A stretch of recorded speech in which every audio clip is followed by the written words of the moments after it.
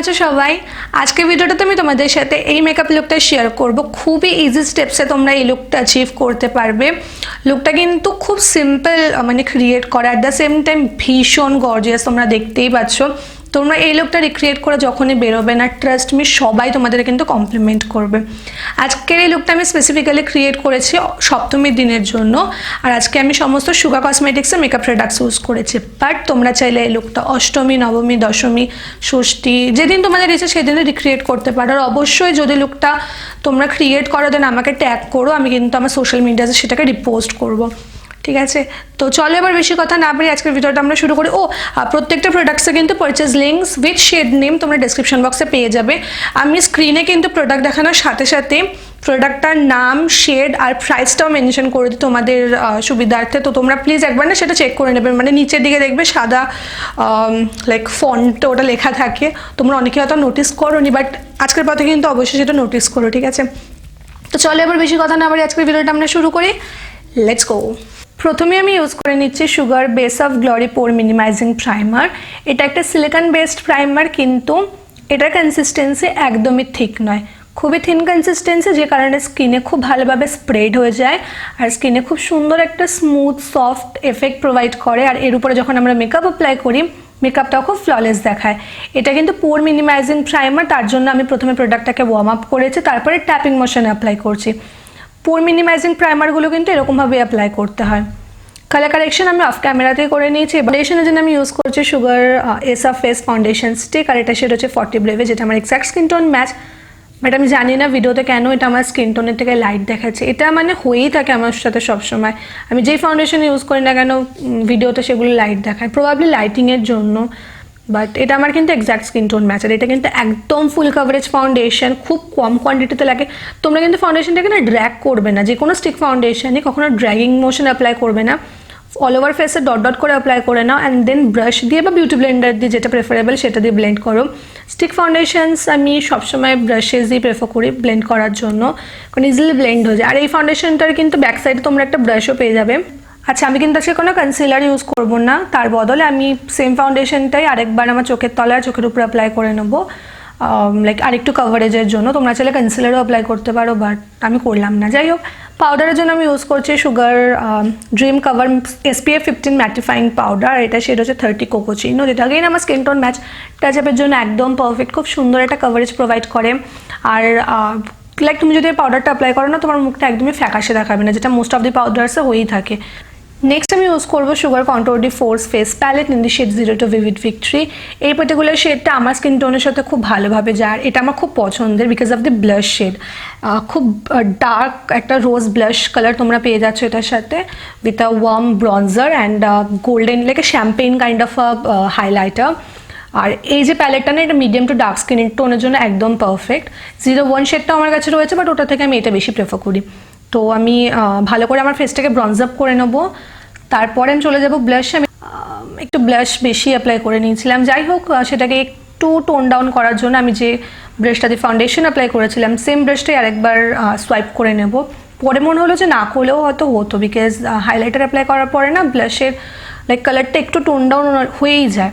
তো যাই হোক, তারপরে হাইলাইটার অ্যাপ্লাই করে নিলাম। হাইলাইটারের জন্য যে ব্রাশটা আমি ইউজ করছি, এই ব্রাশটা আমার খুব পছন্দ, খুব ভালোভাবে হাইলাইটার অ্যাপ্লাই হয়ে যায়। আর এরপরে আমরা চলে যাব হচ্ছে গিয়ে আমাদের আই মেকআপে। আই মেকআপের জন্য আমি কিন্তু দুটো লিকুইড আইশ্যাডো ইউজ করব। আমি আজকে আইশ্যাডো প্যালেট ইউজ করছি না। তো প্রথমে আমি যেটা ইউজ করছি সেটা হচ্ছে sugar to gold to be true dual eyeshadow in the shade 03 cinnamon and nutmeg. তো এটার যে ম্যাট শেডটা রয়েছে, মানে এটাতে তোমরা দুটো শেড পেয়ে যাবে বেসিক্যালি, একটা হচ্ছে ম্যাট শেড আর একটা হচ্ছে শিমারি শেড।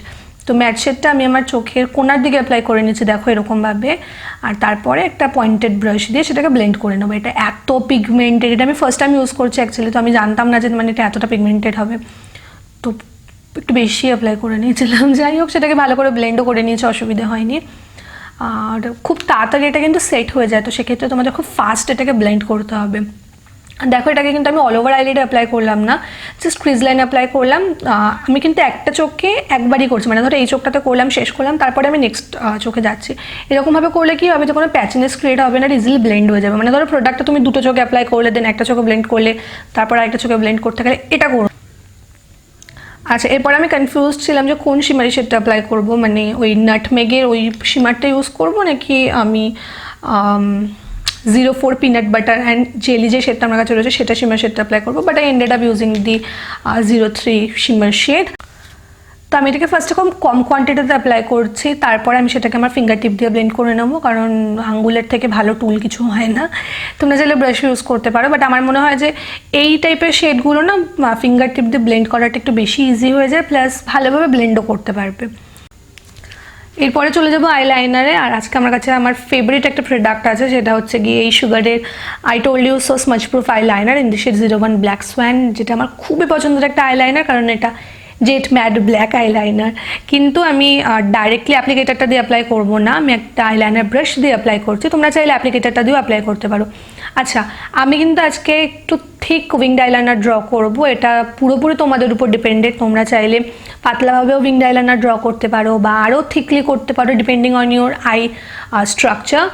আমার যেমন সেমি হুডেড আইজ, তার জন্য খুব বেশি মোটা করলে আমার চোখে না ভালো লাগে না খুব একটা, মানে দেখাই যায় না, চোখটা আরও বেশি মানে ছোটো ছোটো লাগে।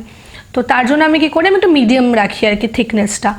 তো তোমাদের যদি হুডেড আইজ হয় দেন তোমরা একটু সরুভাবে উইংড আইলাইনার ড্র করো, বা তোমাদের যদি আই স্ট্রাকচারটা মানে একটু বড় হয়, চোখটা যদি একটু বড় হয়, তো সেক্ষেত্রে আরও মোটাভাবেও করতে পারো, পুরোপুরি তোমাদের উপর ডিপেন্ডেড।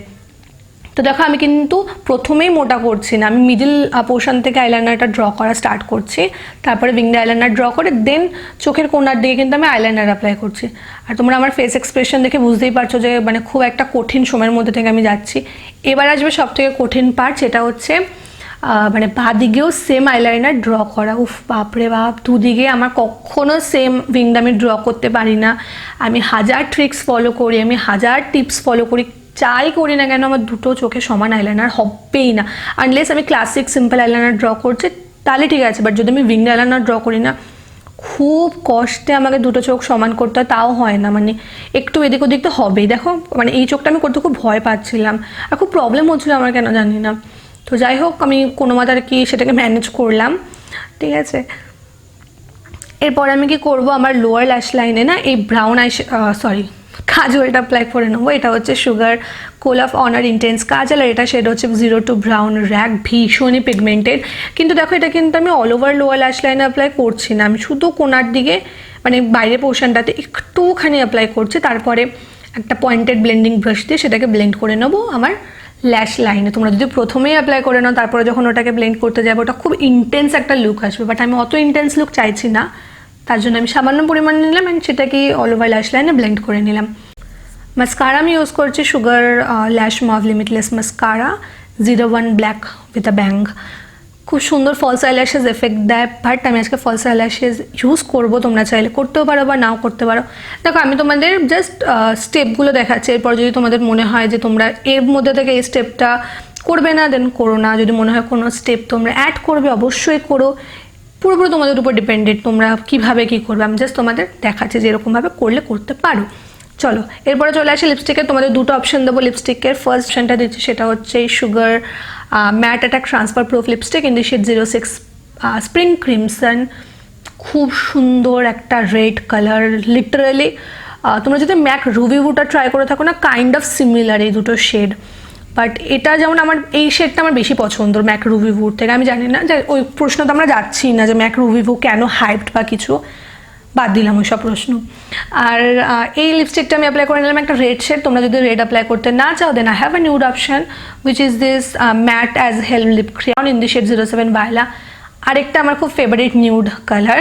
তোমরা যদি একটু ডার্ক স্কিন টোনের হও দেন কোনো একটা ডার্ক লিপ শেড দিয়ে ফার্স্ট আউটলাইন করবে লিপটাকে and then go with this nude shade, trust me bomb দেখতে লাগবে, লিটারালি বম্ব, ঠিক আছে।